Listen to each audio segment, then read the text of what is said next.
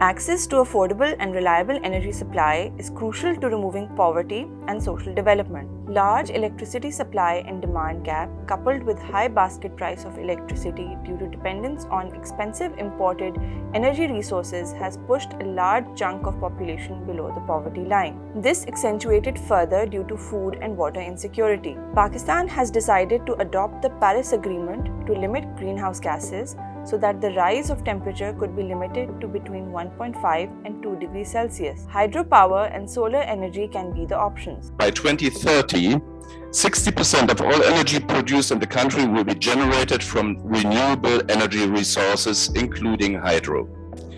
By the same date, 30% of all new vehicles sold in Pakistan in various categories will be electric vehicles. The peak electricity demand draws maximum investment in the system, so the transmission and distribution system is neglected. On August 10, 2021 at 10 pm, the system generated 24,564 megawatts of electricity. On the contrary, only 9,000 megawatts of electricity were produced on the morning of December 7, 2021. The total asset base of the generation capacity is about $50 billion, whereas distribution and transmission together has it at $3 billion at the most. And if you use a network to feed captive solar energy at your rooftops to the system during the daytime and draw it back during the night, you use the network twice. The cost is paid by the consumer, who is not benefiting from it. We're at 50% or more of, we're at 20-25% of renewable energy if you count hydro today, but we expect to go to about 50-55% by 2030.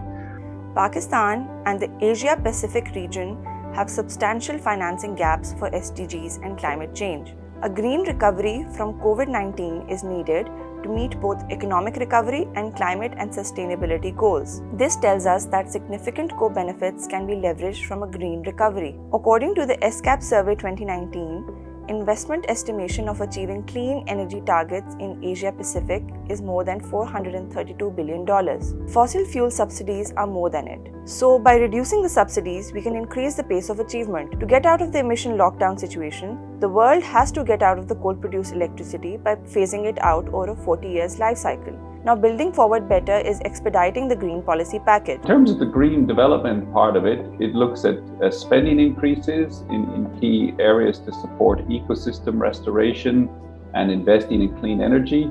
It proposes a carbon tax, of course, which provides price signals away from high carbon investment and also really targets fossil fuel subsidies. How to achieve climate neutrality? Germany has already enacted an umbrella law to govern future course of action. By 2045, the country will have minus 2 million tons of carbon dioxide emissions. The country is looking forward to making electricity, agriculture, building and industrial sectors climate neutral. It needs a paradigm shift. The renewables put energy-rich molecules back in nature, converted into energy by using fossil fuels. But for renewables, this demand side needs to be compliant to the peak available supply. Flexible operations for the existing assets would also be required, as the power-based system is becoming the basis for the entire energy system. This needs new planning tools. Integrated modeling of the power sector, considering heat, gas, and the transport system. I think we have some international examples that this can be done, but actually also the experts in Germany largely are students of this subject. And it's a collective effort that we need globally to upgrade these planning processes and have active dialogues and what we can learn from each other. Pakistan has always planned on the generation side and neglected transmission and distribution side. Also, demand management needs to be taken into consideration. For green economic recovery, we need to ensure efficiency. $1 invested in generation creates 1 job. $1 invested in renewables creates 7.2 jobs, and $1 invested in efficiency creates 7.5 jobs. The primary aspect will be always access. That if we can provide 100% access to energy to all, and that access is the key question which we have to address across the board in all the resource distribution that we are working. Investing in nature is a sure way of harvesting a green economy. Under the long-term policy initiative of the incumbent government, by 2030, 60% of energy mix would be from renewables and 30% of vehicles would be on electric power. Towards the end of its term, the government will create 200,000 jobs through the Billion Tree Tsunami and other green initiatives. Renewable pathway, which has been highlighted here, that the government has again targeted 2030 and 60% of our energy mix would be tilted towards renewables. And apart from that, what Ministry of Climate Change, Government of Pakistan has taken another initiative in terms of steering the e-vehicle policy, where 30% of the vehicles would be electric vehicles. Again, the timeline is 2030. How to finance the green transition is the key question. The German government has launched green bonds, which are performing well.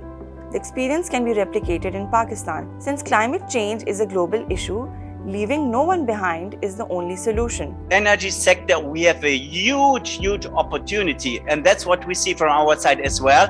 Pakistan is really devoted now to go forward in the energy transition. Pakistan really has the will to move forward. In the international scene, we see we all have to go together. If we don't go together, we will not be able to really fight against climate change. Reduction in CO2 emissions during pandemic has provided an opportunity to opt for green inclusive recovery options and moving towards a green economy. Governments create incentives through policy and fiscal stimulus to build back better. To identify measures to foster an accelerated transition towards clean energy, spurring economic growth, creating jobs, and put emissions into structural decline. The world is convinced that climate change is taking place. Now the focus is on green recovery. Since no country can do it alone, the solution is a better implementation of recommendations firmed up in the Conference of Parties in Glasgow and earlier in Paris.